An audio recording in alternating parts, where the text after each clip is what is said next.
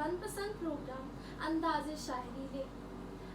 आज आपसे रूबरू हो रहे हैं जनाब अनूप चौहान जी। नमस्कार, मेरा सादर प्रणाम आप सभी को। जिनका तकल्लुस है अनूप दानिश।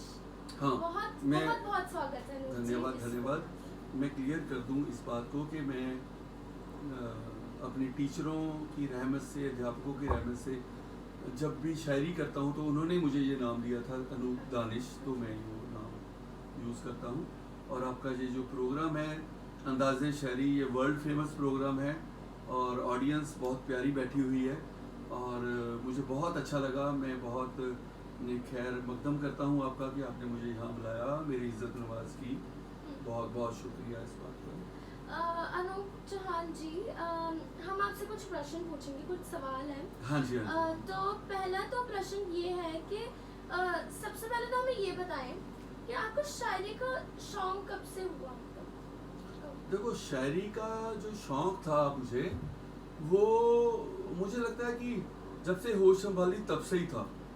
लेकिन जैसे जैसे बड़े हुआ, अपने बड़ों को देखता, अपने अध्यापकों को देखता, डॉक्टर जॉली से, डॉक्टर जिंदरपाल जॉली से मैं बहुत इंस्पायर्ड था। मेरी 5 बहनें हैं, सारी बहुत रेपुटेटेड पोस्ट पर हैं। पर मेरी एक नीलम हांडा जो सिस्टर हैं, उन्होंने बहुत शायरी लिखी, बहुत किताबें लिखी और उनसे मैं बहुत इंस्पायर्ड हूँ। तो मुझे लगता है कि ये जेनेटिक था, अपने आप ही ये चीज़ें आती गई, ऐसा कोई एफर्ट्स नहीं की। अगर मैं अपने प्रैक्टिकल कामों में भी बिजी था तो शायरी साथ साथ ही चलती रही। और अगर मैंने अपनी लाइफ की बड़ी बड़ी प्रॉब्लम्स जो थी वो सॉल्व भी मैंने इसलिए कर पाया कि शायद शायरी आती थी, शायरी की समझ थी, उस परवरदिगार की, उस भगवान की कृपा थी मुझ पर। जैसा कि सब जानते हैं कि आपने कविताएं, आपने शायरी ऐसे लिखी है बहुत सारी। हाँ, साहित्य के जितने भी रूप हैं, कविताएं, कहानियाँ, गज़ल्स और छंद विछंद, सभी पर मैंने उसकी कृपा से हाथ आजमाया है और सक्सेसफुल भी हुआ हूँ। हाँ, तो जैसा कि सब जानते हैं, तो आप इस छोटे से प्रोग्राम में कुछ सुनाना चाहेंगे? शायरी। हाँ, मैं आया हूँ इसीलिए।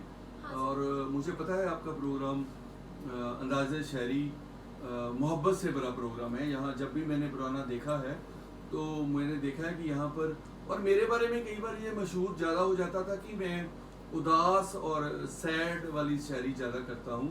और वो मिठास, उसकी जो मिठास है, उदासी में जो मिठास है, उसे मैं ढूंढने की कोशिश करता हूँ। चाहे मेरी चीज़ें उदासी भरी होती हैं, लेकिन आखिर में आपको ऐसे लगेगी कि हमने मिठाई खा ली, है ना। तो यही है, यही ज़िंदगी का निचोड़ है कि जितना भी दर्द हो लाइफ में, उसमें भी हमने कैसे मिठास ढूंढनी है।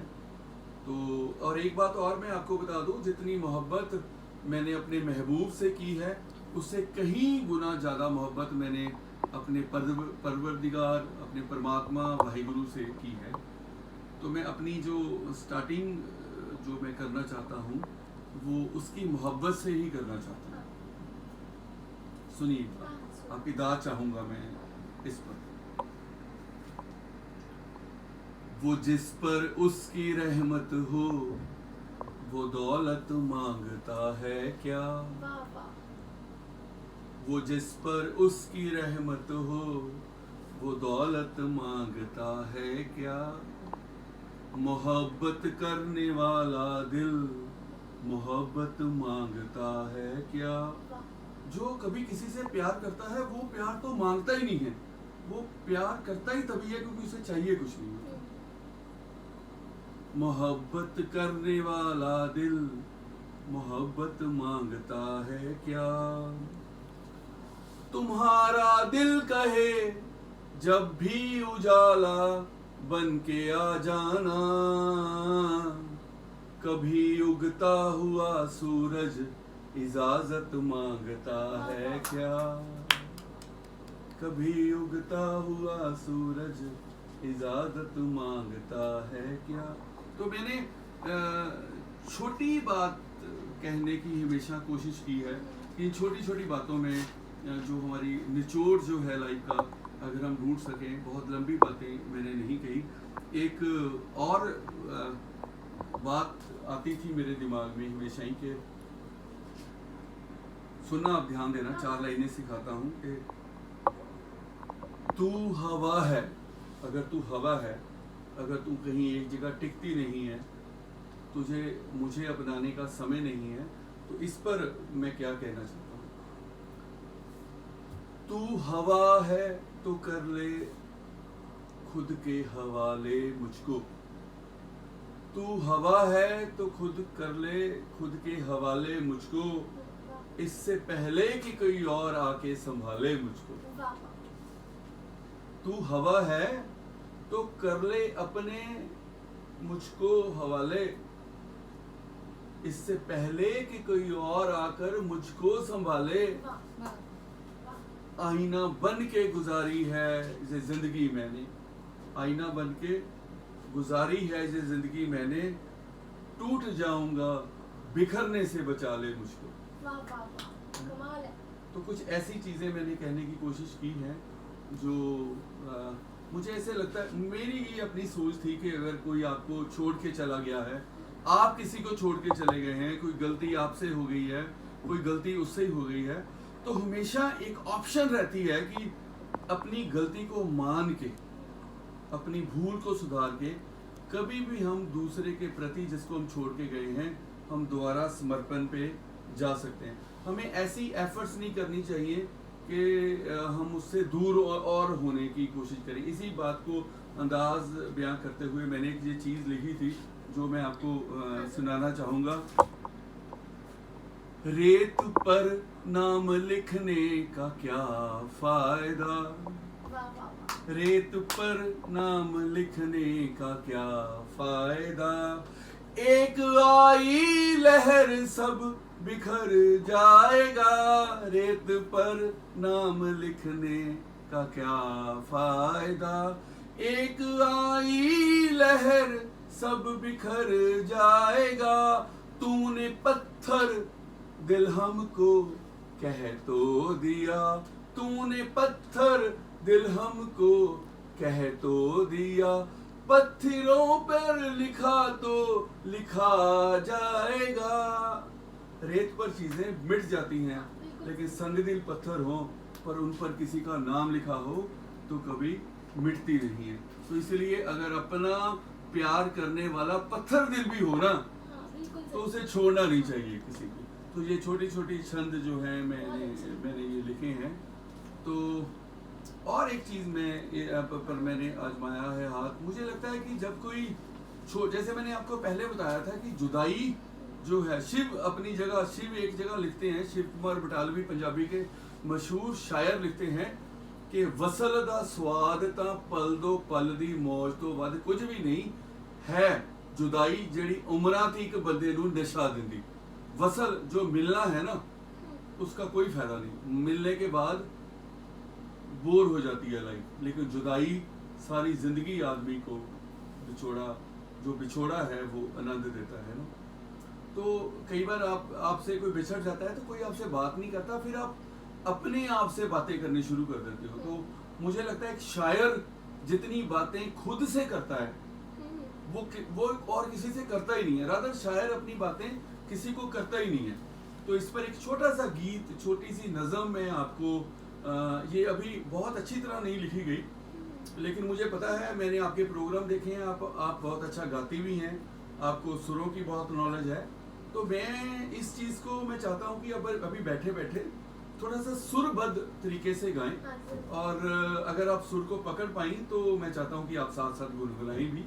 तो एक छोटी सी चीज़ कि शायर अपने महबूब को याद करते हुए कैसे खुद से बातें करता है, वो खुद की इमेजिनेशन में कैसे चला जाता है, वो अपने थॉट्स पर कैसे चला जाता है, हम इस पर मैंने कुछ लिखा है, आप सुनाना, और इस पर सुर के ढंग से बात करते हैं।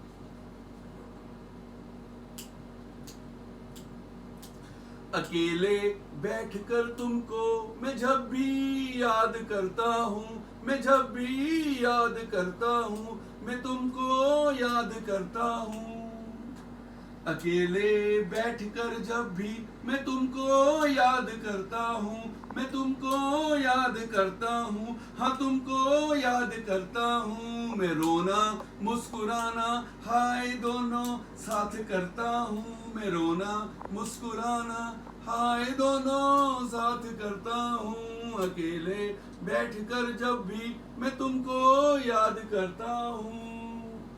लगा अब हम सुर पकड़ पाएंगे कुछ इसकी? आप तो सुनिए, अकेले बैठ के जब हम याद करते हैं किसी को भी तो पता नहीं चलता कि हम कब मुस्कुरा रहे हैं, कब रो रहे हैं, कब इसी पर बात। और मैं ये चाहता हूँ कि जब हम कई बार अब हम सोफे पे बैठे हैं ना, तो अगर मैं आपसे बातें करता करता उसकी तरफ चला जाऊं जिसे मैं याद करता हूं, तो इस सोफे पे बैठा बैठा ही मैं कहीं का कहीं पहुंच जाऊंगा ना। तो इसी पर मैंने कुछ लाइनें लिखी हैं, हम सुर की गाने की कोशिश करेंगे।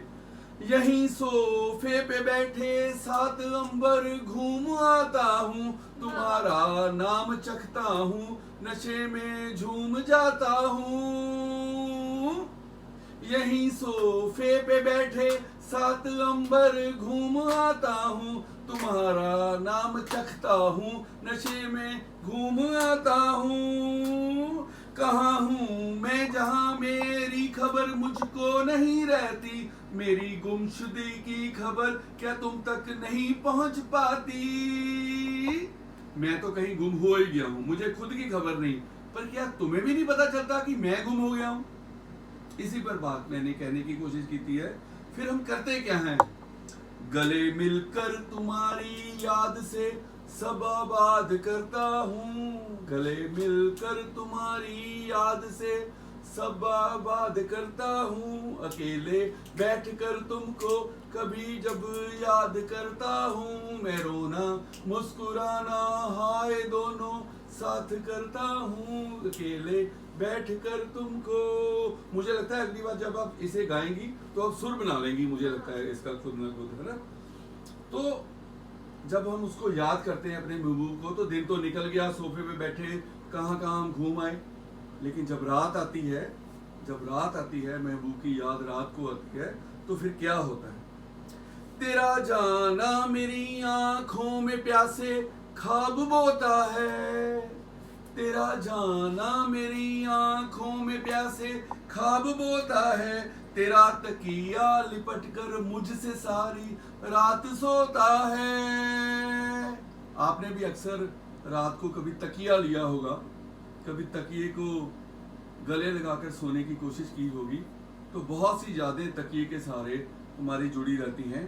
तेरी खुशबू मेरी यासों की गलियों में भटकती है, तेरी खुशबू मेरी सांसों की गलियों में भटकती है। बड़ी कम वक्त है ये याद फिर आंखों से पिघलती है, फिर वो आंखों से पिघल कर फिर वो याद जो है वो आती है। मैं सारी रात सोना और जगना साथ करता हूँ, अकेले बैठकर जब भी मैं तुमको याद करता हूँ, मैं रोना मुस्कुराना हाय दोनों साथ करता हूँ। देखिए आजकल मॉडर्न जमाना आ गया है। पहले ये था कि याद आती थी किसी की तो कई ढंग थे, कोई मैखाने चला जाता था, कोई कष्ट लगा लेता था, लेकिन आजकल एक नई चीज आ गई है। जब किसी की याद आती है ना, तो हम अपना मोबाइल पकड़ के उस मोबाइल में खो जाते हैं। तो मैंने इसी चीज को पकड़ने की कोशिश की है कि जब बहुत याद आ जाती है तो मैखाना, कष्ट और मोबाइल को कैसे मुझे कुछ मिक्सअप करने की मैंने कोशिश की है। इसमें कुछ लफ्ज आएंगे उर्दू के, आप ध्यान देना। तेरी यादों के फूलों से मैं खुद को मखदूम करता हूँ। मखदूम मतलब, मखदूम बेसिकली उर्दू का, फारसी का लफ्ज है। मखदूम खुद को खुशबुओं से भर लेना, अपने महबूब की याद को अपने दिल में बसा के फिर खुशबुओं से भर जाना, और उसकी जुदाई को भी महसूस करना और खुशबुओं से भरा महसूस करना, ये मखदूम फारसी का लफ्ज है। उर्दू बहुत ही काबिल जुबान है। तेरी आप सुनना, जो ये अगली लाइन है, आप डेफिनेट है कि आप मुस्कुराएंगी। और जितने मेरे व्यूअर्स हैं, आज के यंग बच्चे हैं जो मोबाइल को छोड़ते नहीं हैं, और वो मैं उनसे दाद चाहूँगा इस बात पर कि वो देखेंगे कि क्या लिखा गया। तेरी यादों के फूलों से मैं खुद को मखदूम करता हूँ, मैं चुपके से तेरी डीपी को जब भी जूम करता हूँ। हम सब धन्यवाद धन्यवाद धन्यवाद।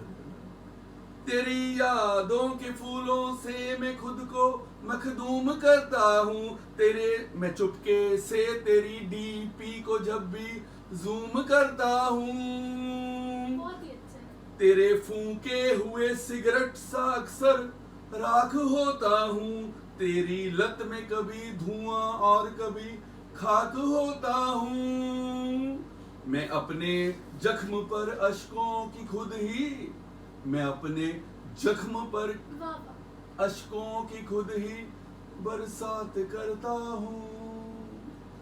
अकेले बैठकर जब भी मैं तुमको याद करता हूँ, मैं रोना मुस्कुराना हाय दोनों साथ करता हूँ। अकेले बैठकर जब भी मैं खुद को याद करता हूँ।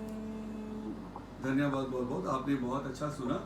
और आपने मुझे बताया था कि 5-7 मिनट है, आपका अगला प्रोग्राम भी है। तो मैं आखिरी बात बस अपनी कहने वाला हूँ कि मैंने जैसे पहले किया था कि मैंने अपनी शुरुआत जो थी वो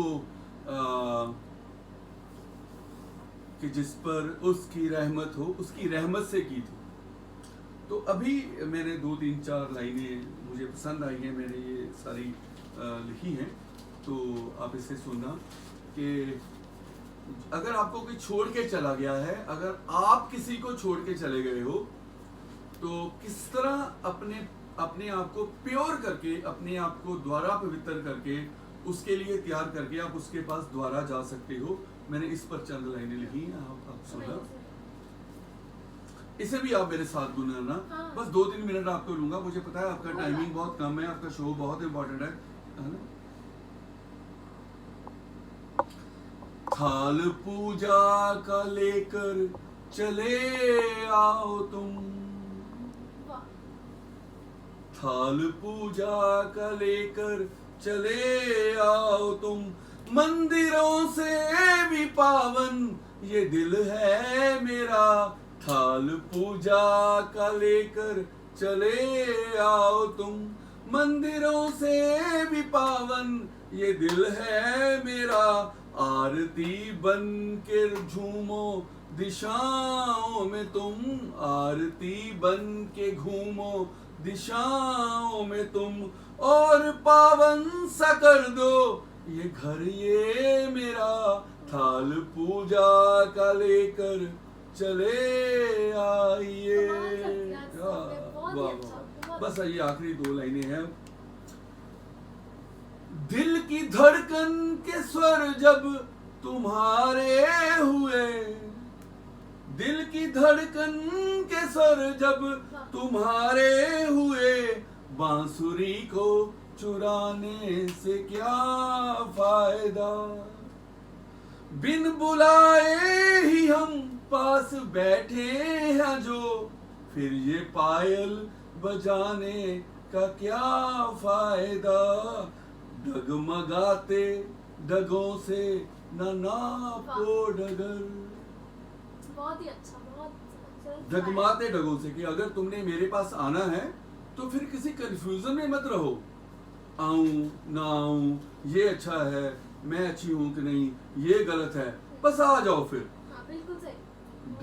डगमगाते डगों से न आओ मगर, बहुत नाजुक सा है ये जिगर ये मेरा। थाल पूजा का लेकर चले आओ तुम, मंदिरों से भी पावन ये दिल है मेरा। थाल पूजा का लेकर चले आओ तुम। बहुत अच्छा, एक बार जोरदार तालियां आ जाए जी के लिए।